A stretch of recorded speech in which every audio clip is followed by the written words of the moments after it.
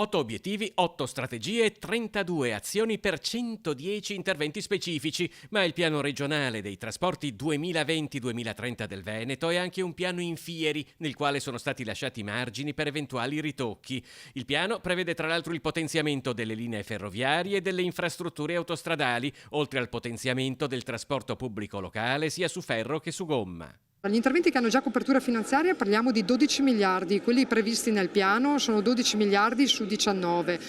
considerate che solo 5 miliardi di quelli che mancano parliamo di alta velocità, parliamo di terza corsia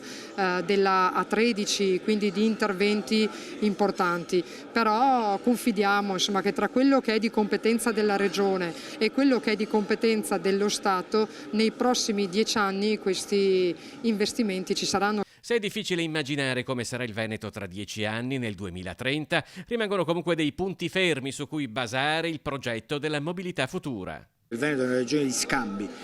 e di turismo, quindi questo, per andare avanti su questa strada, che sicuramente sarà ancora percorsa nel 2030, bisogna risolvere il problema dei valichi alpini, in particolare il Brennero, e far entrare il Veneto a pieno titolo nella TAV, nell'alta velocità italiana. Bisogna completare le strade che già si stanno costruendo e soprattutto bisogna, cogliere appieno tutte le opportunità dell'innovazione tecnologica. Tra gli altri obiettivi c'è anche l'arrivo ad un biglietto unico regionale per rendere più facile l'accessibilità al trasporto pubblico, la pedemontana, il collegamento all'aeroporto di Venezia, che è fondamentale per le Olimpiadi del 2026. Ci sono delle priorità, vale a dire delle opere considerate strategiche delle quali non si può fare a meno? Guardi, allora, il Veneto vive di import ed export ed è una regione dove i traffici, soprattutto per le merci, hanno dei numeri veramente importanti. Da questo piano regionale dei trasporti emerge con tutta la sua forza che il Veneto deve essere connesso ai mercati europei, ai mercati internazionali,